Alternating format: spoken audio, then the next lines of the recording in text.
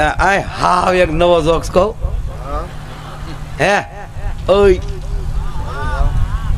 એ ધારાસભ્ય હાવ નવો જોક્સ કહું તમને ગમે એવો એક મચ્છર અને મચ્છર એવો નવા નવા લગ્ન કરેલા મચ્છર ને મચ્છર એટલે લગ્ન કર્યા એટલે બહુ હોય જ પાછું એ નક્કી રાખે મચ્છરી મચ્છરી ને દાદા વાહ વાહ તમે પણ દાદા ભોળાનાથે આજ બે એરું બાંધ્યા હો વાહ દાદા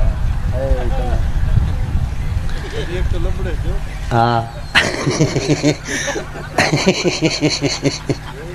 ભોળાનાથ મને બહુ એટલે તમે આમ શિવ પુરાણ તો અહીંયા અમારે ભોળાનાથના પૂજારી બેઠા સોમનાથ મહાદેવનું હે અરવિંદ બાપુ પારથી હા કેટલાય ગામના સરપંચો બેઠા આવો સાલ આવો લાવો લ્યો સારું જો ટાઈમ ટુ ટાઈમ આવી ગયા બાપુ મારો કોઈ ગામમાં એવો પ્રોગ્રામ નહીં હોય સા વગીરનો મારો રાઉન્ડમાં સા નો આવી હોય કોને ખબર સાનું મેં હું બગાડ્યું હોય હું આવું એટલે ચા આવે હા પીવો પીવો તમે તાર પીવો અને મારે આમાં સાનું બંધાણવી ગયું બાપુ મારા વારામાં ચા આવે એટલે હું બોલતો આ બધા પી લે પેટ ભરા અને પછી હું મને ચા પીવાની ઈચ્છા થાય ને વાહે રહોડે જાવ તો દૂધ ફાટી ગયું અમારી વખતે જ ફાટ્યું બધું પીવો પીવો મહાદેવ પીજો એક ભોળાનાથની વાત કહું ત્યાં ચા પીવાય છે કહું માહિર બાપુ આ પણ આજ અમે ટેજ ઉપર મહાવીર બાપુ અને નિરંજન દાદા ને કેટલા વર્ષે ભેગા છે એ ભાઈ દાદા કેટલા વર્ષ થાય છે છેલ્લે અમદાવાદ ભેગા છે આ પ્રોગ્રામમાં આમ ભેગા થઈ પણ કારણ કે એ ક્યારે અવડા હાથી કોણ બાંધે પીવો પીવો પીવો તમે પીવો મારી ઉપર થોડીક રેડતા જાય જો નથી હુરધન માથે સિંદૂર ચડાવતા એમ થોડીક ના ના મારો બાપ તો આનંદ કરાવીને એટલે એ બાને સા પીવાઈ જાય વિરામ ન પડે એમ આમ માગ્યા બળગે ખોટું હાથી છોડવું મને જ નહીં ગયો ને આ મારા વારામાં ચા લઈને આવે ને તો આમ હોય સારા સેવાભાવી મેં કીધું ને જે સેવા કરવી સોમ સેવા સેવકોને તાળીઓથી પહેલાં પણ મારા વારામાં જે ચા લઈને આવતા હોય ને એ મને કેવું લાગે કહું જાણે હામેલી રાણોજી હાલ્યા આવતા ને હું જાણે મીરાબાઈ હો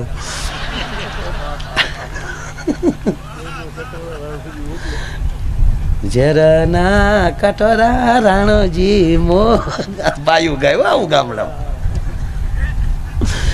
એમાં બહેનોની ઘણી સંખ્યા છે આજ એમાં બાયું વાતો કરે ને બહુ મજા આવે તમારા ભાઈમાં જાજી બુદ્ધિ નહીં હા ઘરનો વ્યવહાર હું જ કરું એ વાતે હાય છે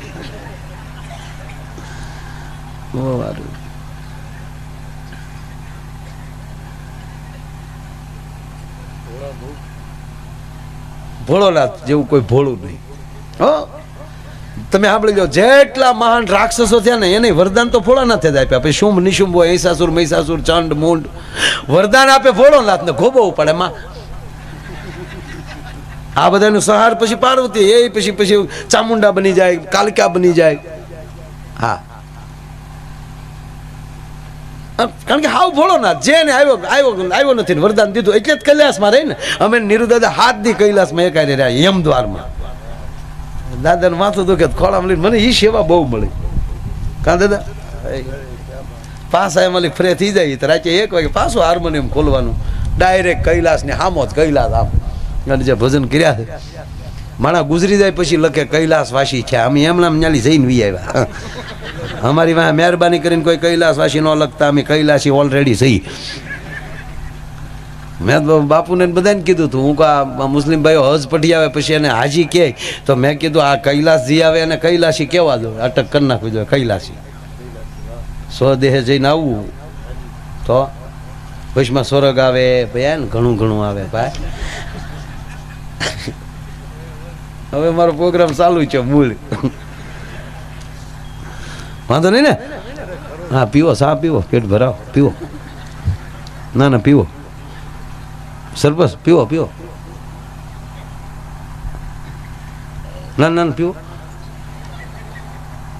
અને આપણે ધારાસભ્ય એવા મળ્યા છે એક વ્યસન જ નથી નકર ધારાસભ્યને એક વ્યસન બાકી જ ન હોય એટલે હા હોજા ધારાસભ્ય હાવ કાંઈ વ્યસન જ નહીં.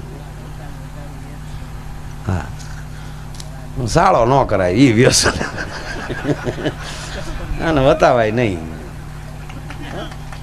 એટલે નકર એક ધારાસભ્ય ગાંધીનગર ગયા તો કોકે પૂછ્યું ઇંગ્લિશ ફાવે તા કે સારું હોય તો દેશી ફાવે. લે ઓલા ભાષાનું કહે ને પીવાનું સમજે. આ ચાય ન પીવે.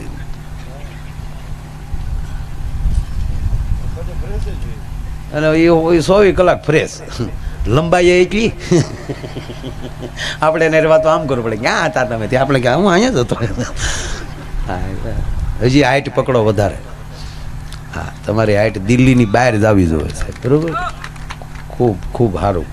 તમે હું આ સાની વાટે છો. મારે ભોળાનાથની વાત કરીને પૂરું કરવું છું. પણ ઓલો જોક્સ કહી દો. પણ એ જોક્સ કહે ને તો આપણે સા પીવાવાળાને નાખોરા મારી સા પાછી આવશે આમ ટર્ન મારી. એટલે હું એનો સાળો નથી કરતો.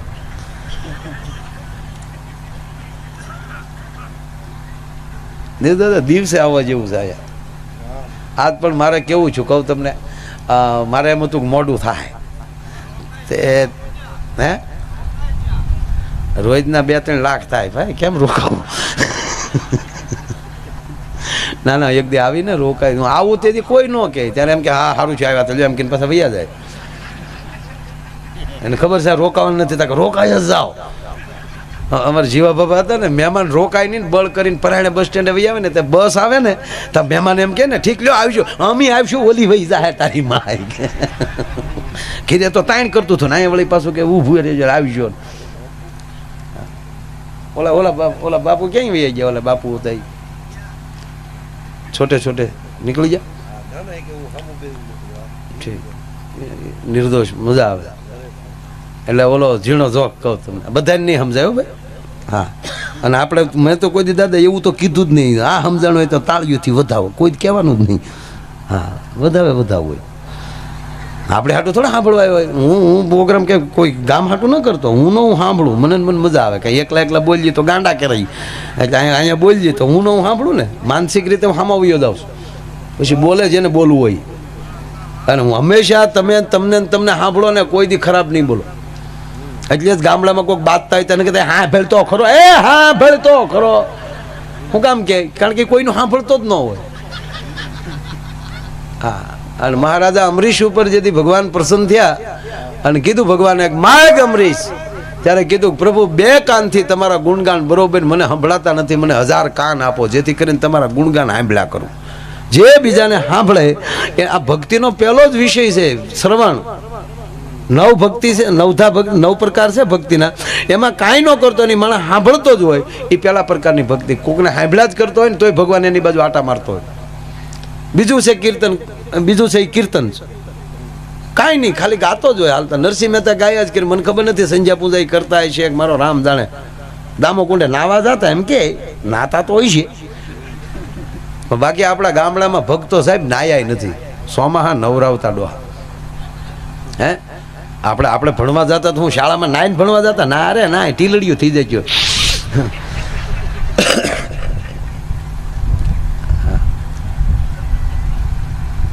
એટલે મચ્છર અને ઓલી મચ્છરી નવા તાજા લગ્ન થયેલા.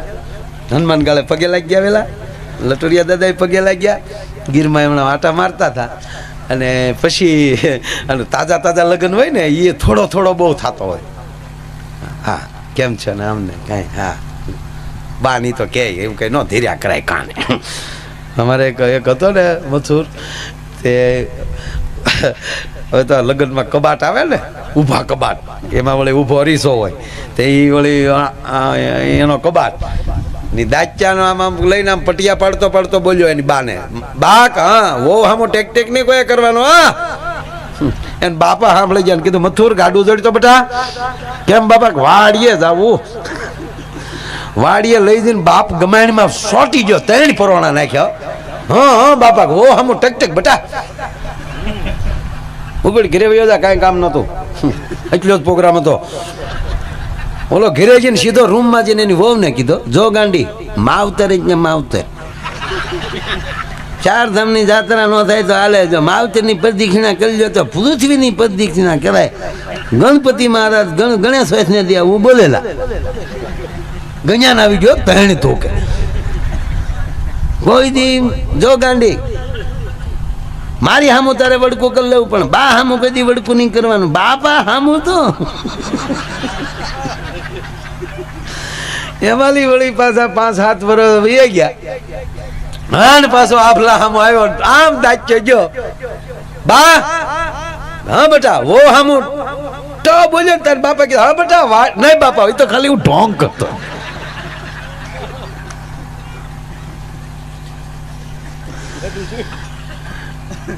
ગાડાનું નામ લે તો આટા આવી જાય. એટલે આપણા તાજા પરણેલા